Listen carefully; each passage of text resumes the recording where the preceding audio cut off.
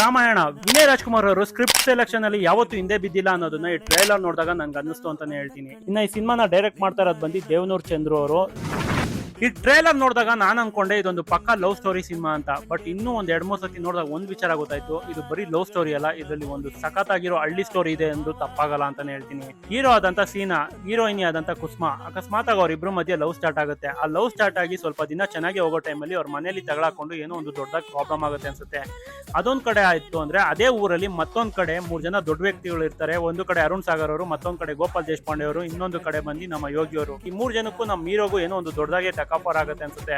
ಆ ಟಕ್ ಆಫರ್ ಆದ್ಮೇಲೆ ನಮ್ಮ ಹೀರೋ ಲೈಫ್ ಅಲ್ಲಿ ಯಾವ ರೇಂಜ್ ಚೇಂಜ್ ಆಗುತ್ತೆ ಅಂದ್ರೆ, ಒಂದು ಕಡೆ ಆ ಟ್ರೇಲರ್ ಅಲ್ಲಿ ಅವ್ರ ತಾಯಿ ಹೇಳ್ತಾರೆ, ನಿಂಗೆ ಬೇರೆ ಕಡೆ ಕೆಲಸ ನೋಡಿದೀನಿ, ಆದಷ್ಟು ನೀನ್ ಬೇಗ ಊರ್ ಬಿಟ್ಟು ಹೋಗ್ಬಿಡು ಅಂತ ಕೂಡ ಹೇಳ್ತಾರೆ. ಅಲ್ಲಿಗೆ ಒಂದು ಅರ್ಥ ಆಗಿದೆ ಏನಂದ್ರೆ, ಬರೀ ಅವ್ನಿಗೆ ಲವ್ ಇಂದ ಪ್ರಾಬ್ಲಮ್ ಅಲ್ಲ, ಆ ಊರಲ್ಲಿ ಏನೋ ಒಂದು ಪ್ರಾಬ್ಲಮ್ ಆಗುತ್ತೆ. ಆ ಪ್ರಾಬ್ಲಮ್ ಆಪೋಸಿಟ್ ನಿಂತ್ಕೊಳ್ಳೋದೇ ನಮ್ಮ ಹೀರೋ ಅನ್ಸುತ್ತೆ. ಅದರಿಂದ ಅವ್ರ ತಂದೆ ತಾಯಿ ಕೂಡ ನೀನ್ ಈ ಊರ್ ಬಿಟ್ಟು ಹೋಗು ಅಂತ ಕೂಡ ಹೇಳ್ತಾರೆ ಅಂತ ನನಗನ್ಸುತ್ತೆ. ಬಟ್ ನಾನು ಡೈರೆಕ್ಟರ್ ಗೆ ಒಂದು ಹ್ಯಾಟ್ಸ್ ಆಫ್ ಹೇಳಕ್ಕೆ ಇಷ್ಟಪಡ್ತೀನಿ. ಎಷ್ಟು ಚೆನ್ನಾಗಿ ಈ ಟ್ರೈಲರ್ ನ ಕಟ್ ಮಾಡಿದ್ದಾರೆ ಅಂದ್ರೆ, ಒಂದು ಕಡೆ ತಾಯಿ ಸೆಂಟಿಮೆಂಟ್, ಮತ್ತೊಂದು ಕಡೆ ಲವ್ ಸ್ಟೋರಿ, ಮತ್ತೊಂದು ಕಡೆ ಪೊಲಿಟಿಕಲ್, ಈ ಮೂರನ್ನು ಎಷ್ಟು ಚೆನ್ನಾಗಿ ಬ್ಲೆಂಡ್ ಮಾಡಿ ಟ್ರೈಲರ್ ನ ಕಟ್ ಮಾಡಿದ್ದಾರೆ ಅಂದ್ರೆ ನೆಕ್ಸ್ಟ್ ಲೆವೆಲ್ ಅಂತಾನೆ ಹೇಳ್ತೀನಿ. ಇದ್ರ ಜೊತೆ ಪ್ರತಿಯೊಂದು ಸಿನಿಮಾದಲ್ಲೂ ಮೇಲ್ಗೆ ತುಂಬಾನೇ ಪ್ರಾಮುಖ್ಯತೆ ಕೊಡ್ತಾರೆ. ಬಟ್ ಈ ಟ್ರೈಲರ್ ನೋಡಿದಾಗ ನನಗೆ ಅನಿಸ್ತು ಅಂದ್ರೆ, ಫೀಮೇಲ್ಗೂ ಅಷ್ಟೇ ಪ್ರಾಮುಖ್ಯತೆ ಕೊಟ್ಟಿದ್ದಾರೆ ಅಂದ್ರೂ ತಪ್ಪಾಗಲ್ಲ. ಯಾಕಂದ್ರೆ ನಮ್ಮ ಅಪರ್ಣಾ ಮೇಡಮ್ ಅವರು ಮತ್ತೆ ಮೇಘಾ ಶೆಟ್ಟಿ ಅವರು ಎಷ್ಟು ಬೆಂಕಿಯಾಗಿ ಆಕ್ಟ್ ಮಾಡಿದ್ದಾರೆ ಅಂದ್ರೆ, ಆ ಟ್ರೈಲರ್ ನೋಡಿದಾಲೆ ಪ್ರತಿಯೊಬ್ರು ತಿಳ್ಕೊಬಹುದು ಅಂತಾನು ಕೂಡ ಹೇಳ್ತೀನಿ. ಇನ್ನು ಈ ಟ್ರೇಲರ್ ಅಲ್ಲಿ ಏನ್ ವರ್ಕ್ ಆಯ್ತು, ಏನ್ ವರ್ಕ್ ಆಗಿಲ್ಲ ಅಂತ ಕೇಳಿದ್ರೆ, ನನ್ನ ಪ್ರಕಾರ ವಿನಯ್ ರಾಜ್ಕುಮಾರ್ ಅವ್ರ ಪರ್ಫಾರ್ಮೆನ್ಸ್ ಸಖತ್ತಾಗಿದೆ ಅಂತ ಹೇಳ್ತೀನಿ. ಇಷ್ಟು ದಿನ ತುಂಬಾ ಸಾಫ್ಟ್ ಲುಕ್ ಅಲ್ಲಿ ಕಾಣಿಸ್ಕೊಂತಾ ಇದ್ದಂತ ವಿನಯ್ ರಾಜ್ಕುಮಾರ್ ಅವರು out and out rugged look ಅಲ್ಲೇ ಕಾಣಿಸ್ಕೊಂತಾ ಇದಾರೆ ಅಂದ್ರೂ ತಪ್ಪಾಗಲ್ಲ ಅಂತ ಹೇಳ್ತೀನಿ.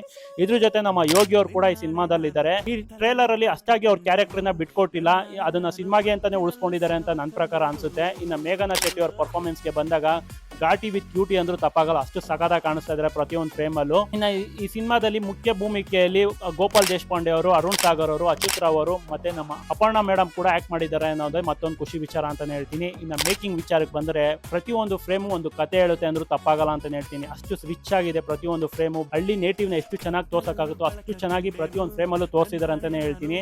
ಇನ್ನು ಮ್ಯೂಸಿಕ್ ಬಂದು ನಮ್ಮ ಪೂರ್ಣಚಂದ್ರ ತೇಜಸ್ವಿ ಅವರು ಆಲ್ಮೋಸ್ಟ್ ಎಲ್ಲ ಸಾಂಗ್ಸ್ ಕ್ಲಿಕ್ ಆಗಿದೆ, ಅದ್ರ ಬಗ್ಗೆ ಮಾತಾಡಂಗೆ ಇಲ್ಲ ಅಂತ ಹೇಳ್ತೀನಿ. ಇನ್ನು ಪ್ರೊಡ್ಯೂಸ್ ಮಾಡ್ತಾ ಇರೋದು ಬಂದು ನಮ್ಮ ಲಾರಿ ಸಂಸ್ಥೆಯವರು. ಇನ್ನು ಯಾರೆಲ್ಲ ಈ ಟ್ರೇಲರ್ ನ ನೋಡಿಲ್ವೋ, ಇವಾಗಲೇ ಹೋಗಿ ಲಾರಿ ಯೂಟ್ಯೂಬ್ ಚಾನಲ್ ಅಲ್ಲಿ ಒಂದ್ಸತಿ ಚೆಕ್ಔಟ್ ಮಾಡಿ ಅಂತಾನೆ ಹೇಳ್ತೀನಿ.